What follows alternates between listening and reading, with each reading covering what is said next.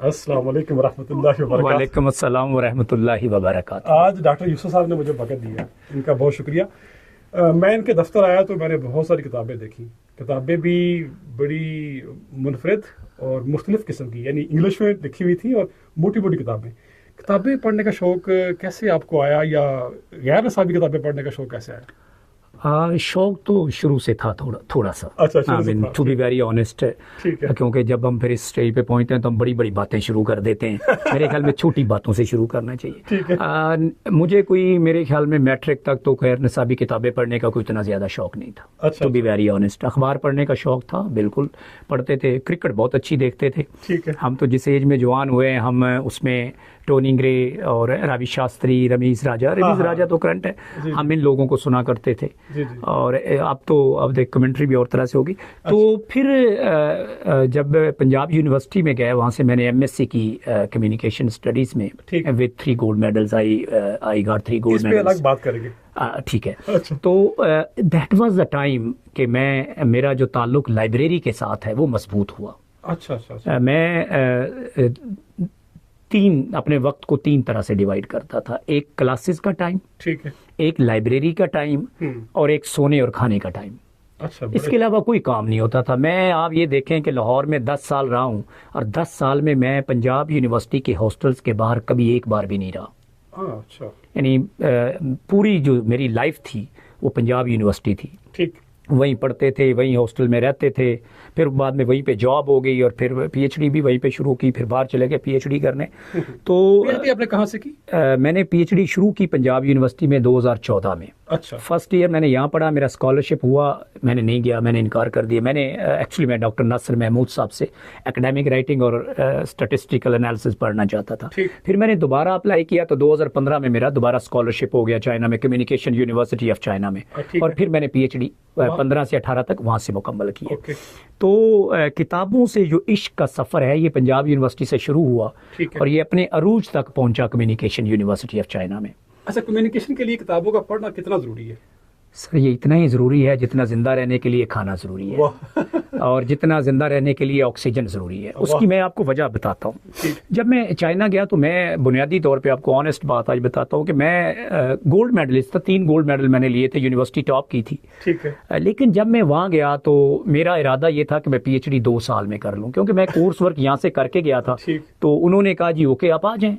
तो मेरे deputy dean ने कहा, जो मेरा सुपरवाइजर भी था उस वक्त, उसने कहा जी आप आएँ तो सीनियर्स के साथ प्रपोजल डिफेंस करें और आप रिसर्च को, कोर्स वर्क को एग्जेम्प्ट कर लें और आप जाएं। लेकिन मुझे उस 2-3 महीनों के अंदर ये पता चला कि भाई ऐसी बात नहीं है। अच्छा। ठीक है, मैं गोल्ड मेडलिस्ट हूँ, कुछ किताबें मैंने पढ़ी भी थी, लेकिन मुझे कम्युनिकेशन यूनिवर्सिटी में बैठ के, लाइब्रेरी में बैठ के, वहाँ ये होता था, मेरा प्रोफेसर सुबह मुझे भेजता था 7:30 बजे, उसकी रिसर्च असिस्टेंट थी एक, उसके साथ के लाइब्रेरी जाएं। तो चाइना में लाइब्रेरीज के अंदर सुबह 7:30 बजे ऐसे ही लाइनें लगती हैं जैसे हमारे यहाँ आटा और चीनी खरीदने वालों की लाइनें लगती हैं। ये मैंने भी देखा है। टू बी ऑनेस्ट, आप चूंकि खुद वहाँ के ग्रेजुएट हैं, तो सुबह अगर आपने प्रायोरिटी बेस सीट आपको लाइब्रेरी में चाहिए तो आप सुबह 7:30 बजे जाकर या 7 बजे वो बुक कर आते हैं, पेंसिल रखाते हैं, बुक रखाते हैं, और वो कोई उठाता नहीं है। ठीक है, एथिक्स है, एथिकल कॉम है। तो वहाँ जब शुरू किया सर, तो ऑनेस्टली स्पीकिंग जब शुरू में मुतालिया शुरू किया तो 2-3 घंटे बाद ना ऐसे वो जो आंकड़े आनी शुरू हो जानी, तबीयत नासाज। उसने कहा अच्छा मैं आपके लिए गर्म पानी लाती हूँ, स्टे हियर। सर सुबह 7:30 से फ्रेंकली 8 बजे एग्जैक्टली टू बी प्रिसाइज।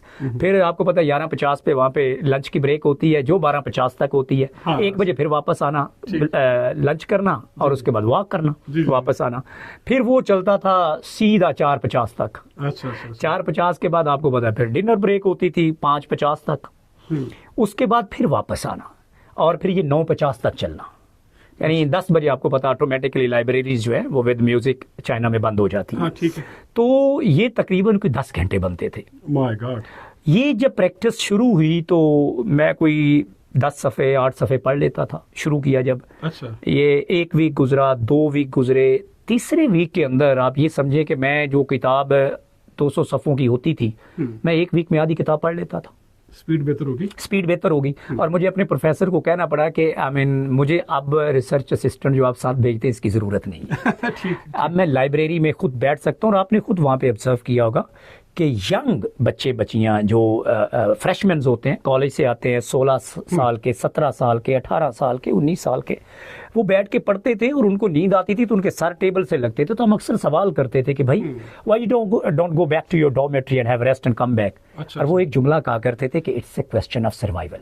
तो हम कहते थे what do you mean by question of survival. वो कहते थे such a big population, if we don't study hard we won't have good grades, if we don't have good grades we don't have good degrees, if we don't have good degrees then we won't have a good job, and if we don't get a good job we don't have good salary, and if we don't have a good salary we don't have a good social status, and if we don't have a good social status we don't get a good life partner, and it means our life is destroyed. अच्छा, ये पूरी level And then look at young minds and look at the symmetry with different goals. ठीक ठीक Right from reading, how they connect reading ji ji ji. with their life partners, with their social status. लेकिन उन्हें clarity है ये। Clarity. I mean, every young kid has a diary where he and she has pinned down the goals, the motivation, the aspirations. करना क्या है? अच्छा, एक आखिरी सवाल है, वो सवाल ये है कि हमारे यहाँ किताबों के हवाले से एक कल्चर पैदा करने की ज़रूरत है, तो हम कैसे as a professor, as a teacher दावत दे सकते हैं तालिब इल्मों को? मुख्तसर जो आपसे। सर, हमें उनको ये नहीं कहना कि किताब पढ़ें, ठीक, हमें रोल मॉडल बनना है। जब मैं और आप किताब पढ़ेंगे, मेरा और आपका स्टूडेंट भी किताब पढ़ेगा। हाँ, वेरी गुड। हम जो है ना कि खुद वो कुछ और काम करते हैं और लोगों से कुछ और, तो अगर नहीं एज ए प्रोफेसर अगर मैं चाहता हूं कि मेरा स्टूडेंट पढ़े तो पहले मुझे खुद पढ़ना है। जब वो मुझे खुद पढ़ते हुए देखेगा जी जी। तो उसे पता होगा कि उसका सर्वाइवल इसी में है कि वो पढ़े। हाँ। और दूसरा, ये जो पढ़ने का तसव्वुर हमने ये रखा हुआ है कि ये सिर्फ महज पढ़ना है, it's reading is for the sake of grades. नहीं सर, रीडिंग जो है जी। ये सफर है with the time. Oh my god. Reading is not that simple. जी जी। देखिए, मैं आपको थोड़ा सा वजाहत करता हूँ।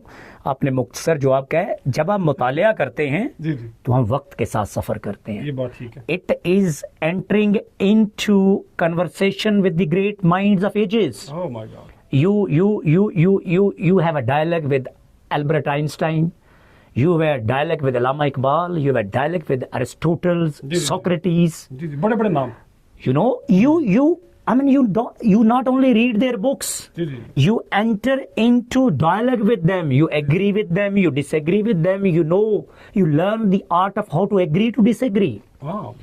तो ये जो मुतालिया का सफर है, ये तो अपनी पहचान का सफर है, वाह। ये अपने आप से रोशनास होने का सफर है। अपने तो आप। हमें स्टूडेंट को ये बताने की जरूरत है कि भाई आप किसी को नहीं पढ़ रहे, आप जो पढ़ना शुरू कर रहे हैं, मुतालिया शुरू कर रहे हैं, ये आप अपने आप से मुतारिफ होने लगे, अपने आप से रोशनास होने लगे हैं। वाह। आप कौन हैं, आपके अंदर कौन मौजूद है, क्या मौजूद है, कितना पोटेंशियल। जब हम ये स्टूडेंट को बताएंगे ना, तो मेरे ख्याल में जो इकबाल के शेर का एक मिसरा है कि जरा नम हो तो ये मट्टी जरखेज है बड़ी साकी, बड़ी, जरा नम हो तो ये मट्टी बड़ी जरखेज है साकी। साकी बहुत टैलेंट है, बहुत पोटेंशियल है, हमें उसको चैनलाइज करने की जरूरत है, अपने स्टूडेंट को बताने की जरूरत है कि करना क्या है।